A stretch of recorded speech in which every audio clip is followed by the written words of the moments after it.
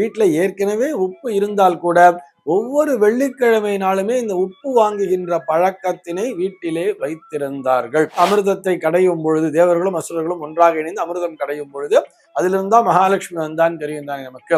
அந்த கடலிலிருந்து கிடைப்பதுதானே இந்த உப்பு என்பதும் ஆக மகாலட்சுமியினுடைய ஒரு தாய் வீடு, அந்த தாய் வீட்டு சீதனம்தான் மகாலட்சுமிக்கே ஒரு தாய் வீட்டு சீதனம்தான் இந்த உப்பு என்பதை புரிந்து கொள்ள வேண்டும். அதனால எல்லார் வீட்லயுமே பசுமாடுங்கிறது இருந்தது.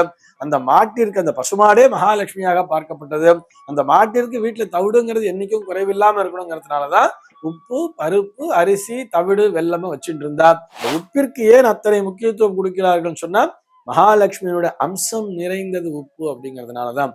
அதனாலதான் இந்த மகாலட்சுமி தாயாருக்குரிய அந்த கிழமையாகிய வெள்ளிக்கிழமை நாளிலே அவசியம் உப்பினை வாங்க வேண்டும் அப்படிங்கிற ஒரு கருத்தினை வலியுறுத்தி வைத்திருக்கிறார்கள். வெள்ளிக்கிழமைகளில் உப்பு வாங்கினால் வீட்டில் லக்ஷ்மி கடாட்சம் பெருகும் என்ற கருத்து உண்மையா அப்படிங்கிற ஒரு கேள்விக்கான விடையைத்தான் பார்க்க போகிறோம். நேரடியாக விடையளிக்க வேண்டும் என்று சொன்னால் நிச்சயமாக உண்மைதான்.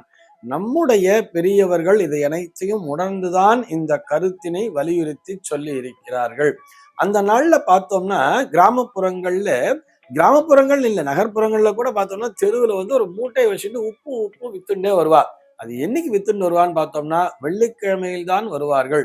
வெள்ளிக்கிழமை நாட்டுல காலங்காத்தாலே வருவா. அப்படியே தெருவுல சைக்கிள்ல வச்சிருப்பா, பின்னாடி வச்சு கட்டியிருப்பா, ஒரு சாக்கு மூட்டையில உப்பு இருக்கும். உப்பு வாங்கலையோ உப்புன்னு சொல்லிட்டு தான் வித்துண்டே வருவா தெரியுமா. எல்லோருமே அந்த படி கணக்குல கொடுப்பா. எல்லாரும் ₹1 ₹2 கொடுப்பா. அந்த படி கணக்குல உப்பு அள்ளி போடுவா, வீட்டுக்குள்ள வாங்கிட்டு வச்சுப்பா.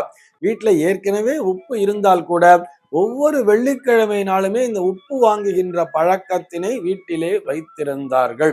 இது எதற்காக? அதுவும் வெள்ளிக்கிழமையிலன்னு சொன்னா மகாலட்சுமிக்கும் உப்பிற்கும் நெருங்கிய தொடர்பு உண்டு என்பதால் தான். மகாலட்சுமி என்பவள் பார்க்கடலிலிருந்து தோன்றியவள் அப்படின்னு நமக்கு தெரியும்.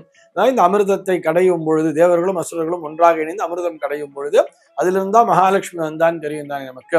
அந்த கடலிலிருந்து கிடைப்பதுதானே இந்த உப்பு என்பதும் ஆக மகாலட்சுமியினுடைய ஒரு தாய் வீடு, அந்த தாய் வீட்டு சீதனம்தான் மகாலட்சுமிக்கே ஒரு தாய் வீட்டு சீதனம்தான் இந்த உப்பு என்பதை புரிந்து கொள்ள வேண்டும். அதனாலதான் வீட்டுல கிரகப்பிரவேசம் பண்ணும் பொழுது பார்த்தோம்னா இந்த 5 பொருட்களை உள்ள கொண்டு வரணும்னு சொல்லுவா. குறிப்பா உப்பினை வைத்திருப்பார்கள். ஒரு பானை நிறைய உப்பு, துவரம் பருப்பு, அதே மாதிரி அரிசி, வெல்லம், தவிடு எல்லாத்தையும் சேர்த்து வச்சு எடுத்துட்டு வருவா. தனித்தனியா முதல்ல எல்லாம் பார்த்தோம்னா தனித்தனி பானைகளிலே கொண்டு வந்தார்கள். இப்ப அதெல்லாம் எடுத்துட்டு வர்றதுக்கு அந்த பெண்கள் காலங்காத்தால எழுந்து வர்றதில்லைங்கிறதுனால என்ன பண்றாங்கன்னா எல்லாத்தையும் ஒரு கப்புல வச்சு ஒரே தட்டுல வச்சு ஒரே தட்டா எடுத்துட்டு வந்துடுறா. உப்பு, பருப்பு, அரிசி, தவிடு, வெல்லம்னு வச்சிருப்பா. இப்படி இதுல இப்ப புளி எல்லாம் கூட வச்சுக்கிறா. தவிடுக்கு பத்தி புளியை வைக்கிறா. ஏன் தவிடு வைக்கணும்னு சொன்னா அந்த நாள்ல எல்லார் வீட்லயுமே பசுமாடுங்கிறது இருந்தது. அந்த மாட்டிற்கு அந்த பசுமாடே மகாலட்சுமியாக பார்க்கப்பட்டது. அந்த மாட்டிற்கு வீட்டுல தவிடுங்கிறது என்னைக்கும் குறைவில்லாம இருக்கணுங்கிறதுனாலதான் உப்பு, பருப்பு, அரிசி, தவிடு, வெல்லமும் வச்சுட்டு இருந்தா. இப்ப மாடு இல்லாதனால தவிடுக்கு பத்தி புளியை கொண்டு வரா. இது ஒரு பக்கம். அதுல உப்புங்கிறதுக்கு ஏன் அவ்வளவு முக்கியத்துவம் கொடுத்திருக்கிறார்கள் சொன்னோம்னா அந்த உப்பு என்பதுதான் மகாலட்சுமியினுடைய அம்சம் நிறைந்தது. இன்னைக்கு பார்த்தா யாரும் வீட்டு வாசல்ல கொண்டு விற்கிறது இல்லை. இந்த வண்டியில விற்கிறதெல்லாம் குறைஞ்சு போச்சு. இப்ப என்ன பண்ணணும்? நம்ம பக்கத்துல நிறைய அண்ணாச்சி கடை இருக்கும், குட்டி குட்டி கடையெல்லாம் நிறைய கடைகள் இருக்கும்ல. இந்த கடையில உப்புங்கிறதையும் வச்சிருப்பாரு. இப்ப எல்லாம் பாக்கெட்ல வச்சிருக்கான்னு நினைச்சுக்குமே.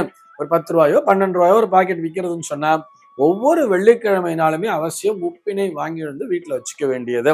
உப்பு இப்படி வச்சுட்டு இருந்தா சேர்ந்துட்டே இருக்குமே உப்பு வீட்டுலன்னு சொன்னா கொஞ்சம் குறிப்பிட்ட அளவு சேர்ந்த உடனே அதை எடுத்துட்டு போய் பக்கத்துல இருக்கக்கூடிய ஒரு அன்னதான கூடத்திலயோ அல்லது ஒரு ஆலயத்திலோ கொடுத்துடலாம். அந்த ஆலயத்துல நித்தியான்னதானம் பண்ணக்கூடிய ஆலயங்கள்லாம் இருக்கே, அங்க கொண்டு போய் கொடுத்துடலாம். அல்லது யாராவது கோஷாலை நடத்தின்னு இருக்கா, பசுமாடு எல்லாம் வச்சுட்டு இருக்கா, நம்ம வீட்டுக்கு ஒருத்தர் பால் ஊத்தின்னு இருக்காரு அப்படின்னு சொன்னா அவங்க இடத்துல கொண்டு போய் கொடுத்துடலாமே. ஏன்னா அவங்க தீனி வைக்கும் போது, பசுமாட்டுக்கு தீனி வைக்கும் பொழுது அந்த உப்பினையும் சேர்த்துதான், உப்புல அந்த தவிடோட சேர்த்து கலந்துதான் அந்த பசுமாட்டுக்கு தீனியும் வைப்பா. அப்படி அவர்களுக்கு எல்லாம் நிறைய அளவுல உப்பு தேவைப்படும் தானே. நம்ம வீட்டுல வாங்கிட்டு வச்ச உப்பை மறுபடியும் அடுத்தது ரெனிவல் பண்றதுக்காக புதுசா உப்பு வாங்கிட்டு வந்தாச்சுன்னு சொன்னா அந்த பழைய உப்பை கொடுத்து அனுப்பிச்சிடலாம் இல்லையா. உப்பு ஒண்ணும் கிடற பண்டம் கிடையாது. இப்படி அந்த உப்பு ஒவ்வொரு வெள்ளிக்கிழமை தோறும் வாங்க வேண்டும்ங்கிறதுக்காக சொல்றேன். அது விலை மலிவான பொருளாக இருந்தாலும் சரி, அது வீட்டில் இருக்கத்தான் ஒவ்வொரு வெள்ளிக்கிழமை நாளுமே உப்பு வாங்குவவர்களுடைய வீட்டிலே கண்டிப்பாக செல்வ செழிப்பு என்பது இருந்து கொண்டேதான் இருக்கும். அதான் உப்புக்கும் மகாலட்சுமிக்கும் தொடர்பு இருக்குங்கிறதுனாலதான் உப்பிற்கு எல்லாவற்றிலுமே இப்ப கல்யாணத்துல பார்த்தா கூட உப்புங்கிறதுக்கு முக்கியத்துவம் வச்சிருப்பா. உப்பு, பருப்பு, அரிசி 3 அள்ளி விட்டுட்டுதான் அவ முதல்ல அந்த திருமண முகூர்த்தத்தை ஆரம்பிப்பா. எல்லா இடத்துலயுமே அந்த உப்பு பானை அப்படிங்கிறதுக்கு முக்கியத்துவம் கொடுத்திருப்பார்கள். கிரகப்பிரவேசத்திலும் உண்டு, திருமணத்திலேயும் உண்டு. இந்த உப்பிற்கு ஏன் அத்தனை முக்கியத்துவம் கொடுக்கிறார்கள் சொன்னா மகாலட்சுமியோட அம்சம் நிறைந்தது உப்பு அப்படிங்கிறதுனாலதான். அதனாலதான் இந்த மகாலட்சுமி தாயாருக்குரிய அந்த கிழமையாகிய வெள்ளிக்கிழமை நாளிலே அவசியம் உப்பினை வாங்க வேண்டும் அப்படிங்கிற ஒரு கருத்தினை வலியுறுத்தி வைத்திருக்கிறார்கள். உப்புங்கிறது நிறைய விஷயத்துல இருந்து நம்மளை பாதுகாக்கும் தெரியுமா? கொஞ்சம் எக்ஸஸா உப்பு இருந்தா கூட என்ன பண்ணலாம்னா உப்பு கோலம் கூட போடலாமே. வாசல்ல எதுக்காக கோலம் போடுறோம்? கோலம் போட்டா எறும்புலாம் வந்து சாப்பிடுங்கிறது ஒரு பக்கம். இது போக உப்பினால் கோலம் இடும் பொழுது அது பூச்சிகளை அண்ட விடாது தானே. அதாவது ஒரு இந்த விஷ ஜந்துக்களை எல்லாம் கிட்ட வர விடாது. அது இந்த கோலம் அப்படிங்கிறதே ஒரு மகாலட்சுமி அம்சம் நிறைந்தது. யார் வீட்டு வாசல்ல கோலம் இருக்கோ அந்த கோலம் இருந்தாதான் மகாலட்சுமியே உள்ள வரான்னு சொல்றோம். அப்படி ஒரு உப்பினாலேயே கோலம் போடும் பொழுது அந்த கோலம் போட்டு கலர் கலர் அந்த உப்புல வச்சு நம்ம நிறைக்கும் பொழுது அங்கே மகாலட்சுமியினுடைய அம்சம் என்பது இன்னமும் சேர்ந்து விடுகிறது அல்லவா?